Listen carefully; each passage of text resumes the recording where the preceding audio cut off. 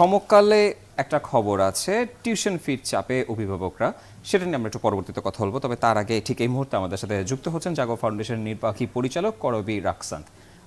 স্বাগত জানাচ্ছি আপনাকে একাত্তর সকালে। আপনারা একটা ইনিশিয়েটিভ নিয়েছেন করোনাকালে যে দ্বিতীয় ঢেউ আসছে, সেটার আগে যদি আমাদেরকে একটু বিস্তারিত জানাতেন। আসসালামু এবং থ্যাংক ইউ একাত্তর টেলিভিশনকে আজকে এখানে আমাদের এই টপিক নিয়ে কথা বলার জন্য। আহ, আমরা জানি যে পুরো বিশ্বে আসলে কিভাবে করে করোনা ভাইরাস ইনফেক্টেড এবং বাংলাদেশও সেখান থেকে আসলে খুব একটা ডিফারেন্ট না, তবে লাকিলি কোনো একটা কারণে আমাদের দেশে হয়তো সংখ্যাটা হয়তো বাইরের দেশের মতো অত বেশি না। তবে যেটা নিয়ে আমরা সবাই কথা বলছিলাম যে সেকেন্ড ওয়েভ বলে একটা জিনিস আসতে পারে, যেটা আমরা ইতিমধ্যে দেখেছি কিন্তু যে ওয়েস্ট বা ইউরোপে কিন্তু একটা ভালো এফেক্ট ফেলেছে ওই জিনিসটা।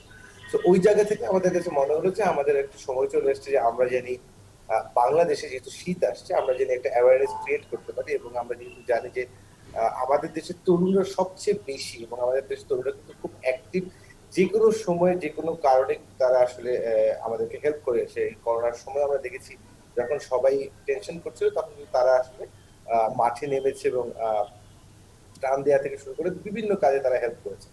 তো ওই জায়গা থেকে আমাদের মনে হলো যে আমরা যদি তরুণদেরকে আসলে ইনভলভ করতে পারি মাস্ক পরার যে অ্যাওয়ারনেসটা আছে এইটার মধ্যে। তো আজকে যেটা হচ্ছে আসলে বাংলাদেশের 40টা জেলায় 10,000-এর উপরে তরুণরা আজকে পাবলিক প্লেস বা রাস্তায় যেখানে আসলে মানুষজন ঘোরাফেরা করছে। এবং আমরা এটাও দেখেছি যে যে টেনশনটা আসলে মানুষের মধ্যে প্রথমে ছিল, সেম টেনশনটা কিন্তু এখন আর নেই। সো ওইটার অ্যাওয়ারনেস ক্রিয়েট করার জন্য প্রায় 40টা জেলায় 10,000-এর মতো তরুণরা আজকে নামবে। এবং তারা শুধু অ্যাওয়ারনেস করবে না, আমাদের সামর্থ্যের মধ্যে যতটুকু সম্ভব আমরা মাস্কও আসলে মানুষকে দিব। তো এইটা হচ্ছে কি আজকে আমাদের একটা আপনারা কি ছোটখাটো শুধু একটা মাস্ক উদ্যোগ। দিচ্ছেন না হ্যান্ড স্যানিটাইজারের সাথে? এর না, সাথে হ্যান্ড কি আপনাদের যে প্রচারণাগুলো থাকবে সেখানে কি করোনা ভাইরাস কোভিড-19 থেকে কিভাবে নিজেদেরকে সুরক্ষিত রাখা যায় এরকম কোনো প্রচারণা যাচ্ছেন আপনারা? রাইট। সেখানে আমরা কিন্তু লিফলেট, স্টিকার এই টাইপের জিনিসপত্র দিচ্ছি যেখানে মেসেজ গুলা দেওয়া আছে। হ্যান্ড স্যানিটাইজারটা আসলে দেওয়া সম্ভব না, কারণ যে 40টা জেলায় এত মানুষকে আসলে হ্যান্ড স্যানিটাইজারটা দিতে পারবো না, বাট এগুলো নিয়ে আমাদের কথা হবে।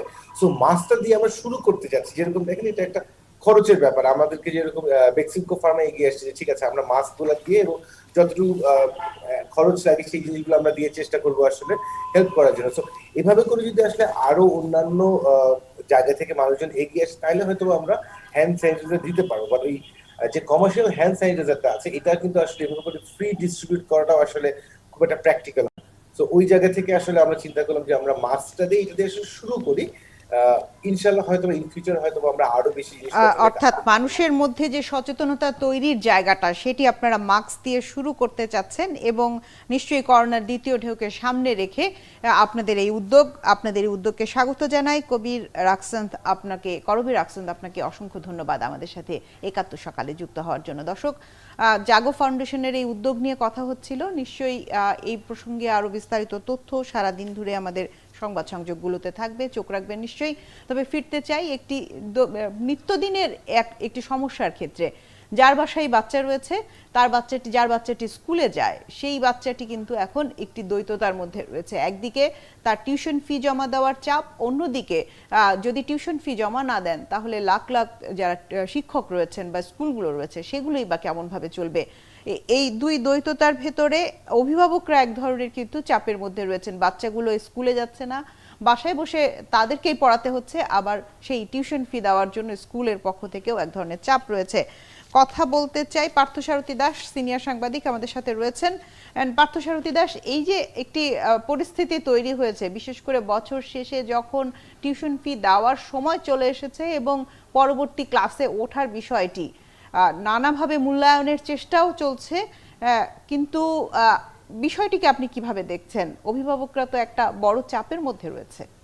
হ্যাঁ, হ্যাঁ, আমাদের দেশে করোনা সংক্রমণ হয়েছিল, শনাক্ত হয়েছিল আহ গত 8 মার্চ। তারপর 18 মার্চ থেকে কিন্তু সারা দেশে সকল শিক্ষা প্রতিষ্ঠান বন্ধ রয়েছে। শিক্ষা প্রতিষ্ঠানগুলো খুলবে কি খুলবে না এই বিষয়ে গতকাল শিক্ষামন্ত্রী বলেছেন যে আজকে বা আগামীকাল তার মধ্যে তাদেরকে সিদ্ধান্ত নিতে হবে।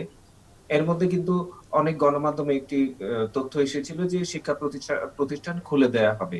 তো সেই বিভ্রান্তি কাটিয়ে ওঠার জন্য গতকালই একটি বিজ্ঞপ্তি দেওয়া হয়েছে। সেটি বলা হয়েছে যে এখনো কোনো সিদ্ধান্ত হয়নি। আসলে অভিভাবকরা এক ধরনের আ দুশ্চিন্তার মধ্যে আছেন এবং দুশ্চিন্তার মাত্রা সেটি বাড়ছে। কবে করোনা পরিস্থিতি কি হবে? সেটি কি এই শীতে আরো বেশি বাড়বে কিনা? শিক্ষা প্রতিষ্ঠান খুলবে কিনা? বার্ষিক পরীক্ষা তো এর মধ্যেই অনলাইন ভিত্তিক বিভিন্ন ধরনের কর্মকাণ্ডের মধ্যেও শিক্ষার্থীদের তাদের সন্তানদেরকে তারা আ ব্যস্ত রাখতে চাইছেন। কিন্তু এর মধ্যে সবচেয়ে বেশি তাদের উদ্বেগ তো এমনিতেই দুশ্চিন্তা তো এমনিতেই রয়েছে। তার মধ্যে এই যে উদ্বেগ এবং দুশ্চিন্তার যে মাত্রা সেটি বাড়িয়ে দিয়েছে। এই যে এসএমএস এ তাদের কাছে বলা হচ্ছে যে এসএমএস পাঠিয়ে বলা হচ্ছে যে আপনাদের টিউশন ফি দিতে হবে, না হলে সেটি জরিমানা হবে। টেলিফোন করা মোবাইল ফোনে তাদেরকে শিক্ষা প্রতিষ্ঠান থেকে বলা হচ্ছে সেটি দিতে হবে।